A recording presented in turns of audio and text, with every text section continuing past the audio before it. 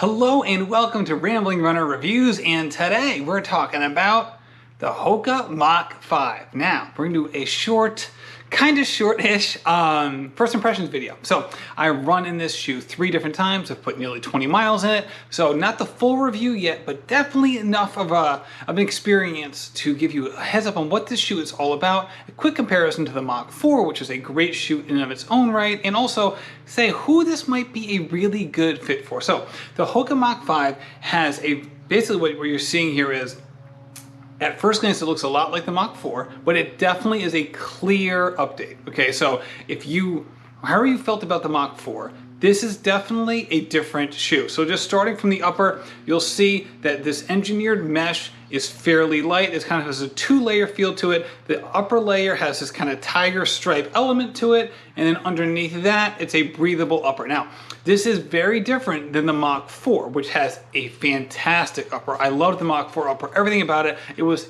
very, very comfortable. This is very different. So the Mach 4 upper, part of its comfort was not only how it fit the foot, but also kind of the thicker layer of fabric that was involved in the upper. This is a much thinner upper.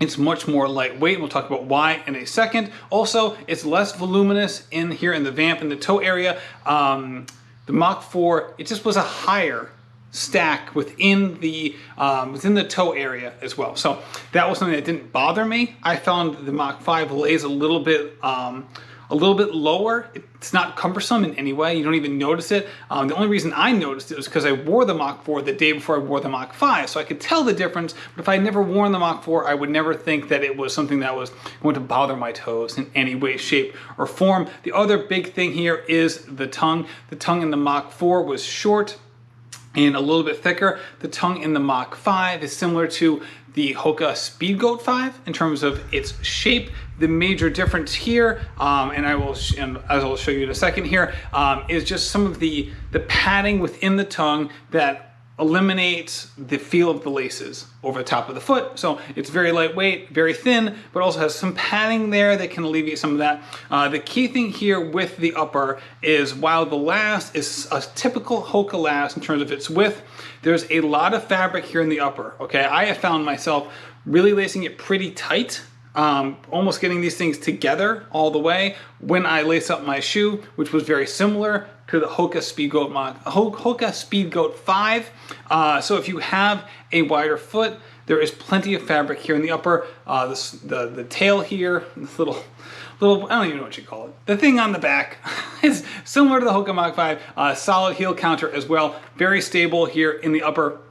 They minimize the upper fabric, I think, to save weight because there is much more of a midsole here. So at first glance, it looks similar to the Hoka Mach 4. You have the dual density midsole of the ProFly foam, so you have the ProFly Plus system here. So the foam on top is very soft, squishy. In the Hoka Mach 4, it was just soft.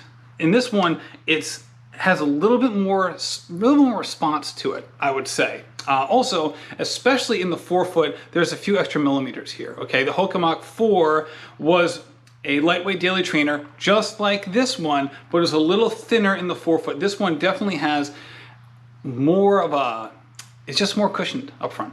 Okay, this one actually kind of feels a little bit like the Nova Blast 2 in terms of its forefront cushioning and the bounciness of it, and I really enjoyed that. Okay, the outsole, the bottom, is a rubberized EVA kind of second layer here.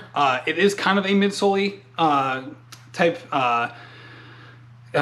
compound. I will say this, and this is the big thing here, is that I found this in the Mach 4, and I'm also noticing in the Mach 5, the bottom layer here, the rubberized EVA, definitely needs some breaking in. You'll see that in other shoes as well. I'm talking about the Saucony Ride 15 next week or the week after. That has what feels like a rubberized EVA as well. I found that kind of compound needs some breaking in. The Hoka Mach 4 has the same compound at the bottom. I found after 100 miles, it was much just softer to the touch. Even with my thumb, pushing my thumb into it, I noticed it. This is much harder right now, but that's how the Hoka Mach 4 was when I picked that up as well. So that will break in over time, which will make the ride even better. In terms of what this shoe is all about and who it's used for. Okay, the Hoka Mach 4 was a shoe that kind of was on the cusp of a tempo day shoe and daily trainer. Could use it for both. I really liked it for both those purposes. Okay, this shoe Actually, one more thing. I'll get into use this in a second. I just want to bring this up. This shoe feels very long. Okay, the distance between the heel and the little goat hoof thing here in the back is longer in this shoe than it is in the Mach 4. Okay, if you have any experience with the Hoka Bondi X, then you'll know the experience of putting on a shoe, looking down and thinking that you're all of a sudden wearing a size 12 when you're supposed to be wearing a size 10.5. This shoe looks very long on foot. It is worrisome at first. You're like, wait, do I have the right shoe here? Is this the wrong size? So on and so forth. It just looks longer because of this element in the back. If you are a heel striker, you're gonna welcome that aspect of the shoe. I'm a midfoot forefoot striker. I couldn't care less about it. So I kind of wish it wasn't there, frankly, but not every shoe is made for me. So this is not personalized gear. So I understand why it's there, but at first I will say it does make you feel a little weird at first. You look down and you're like, this shoe looks super duper long. And it is super long. Not in terms of its feel, it certainly fits true to size, but just this element, it definitely it's like tricks your eyes there for a second, that's for sure. Okay, how is this shoe going to be used? So Hoka Mach 4, like I said, was definitely a performance daily trainer mixed with a tempo shoe. Could use it for both, and it works really well for both. This shoe, I found it to be much more on the daily trainer side. Okay, can you go fast in this shoe? Of course. Like, there's very few shoes you can't go fast in. With that said, in terms of what this shoe is best for, it's a daily trainer, no doubt about it. If you're into Hokas and you want to go fast, you want to do the tempo work, you want to speed it up, go get the Rincon. Okay, the Rincon 3 is a great shoe. It's very light. This is still a light shoe. It's under 9 ounces for a men's size 9, which means it's a good shoe to have. I just found it, the squishiness, to be great for daily training, not so great for going fast. So that's the big thing for me. Also, and this is just how shoes feel on foot.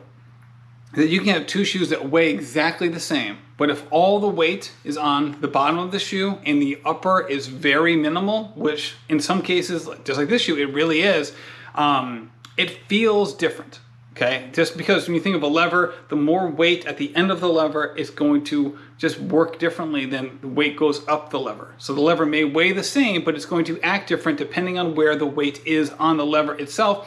That's the same thing with shoes. If all the weight is on the bottom, and it's just going to feel different than a shoe of the same weight that has a more built up upper, and that's just the way it goes. So you'll feel that with Skechers shoes, you see that a lot, where they are incredibly light because there's basically nothing to the upper in some cases, but they don't feel as light maybe as some other shoes. That's why the Hoka Mach 4 felt lighter than it weighed, was because the upper was fairly built up, and yet it was still like 8.5 ounces, which is a wonderful technological thing that could happen for them. And congrats on making that shoe. This shoe actually feels heavier than the Hoka Mach 4, even though from a stats perspective, they're basically the same. They just don't feel, this doesn't feel quite as light on foot as the 4 does. But ultimately, that's fine.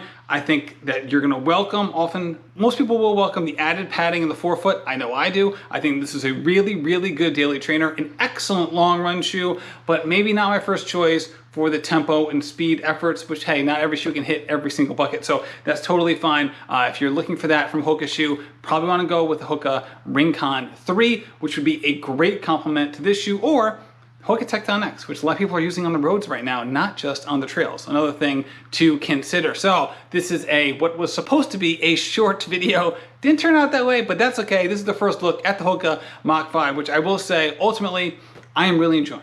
This is a fun shoe to wear. I really like it for daily training. I like it for long runs, and I'm definitely going to keep wearing it beyond the time when I'm gonna be doing the full review. I'm gonna max this shoe out. There's no question about it. So thank you so much for watching, and happy running.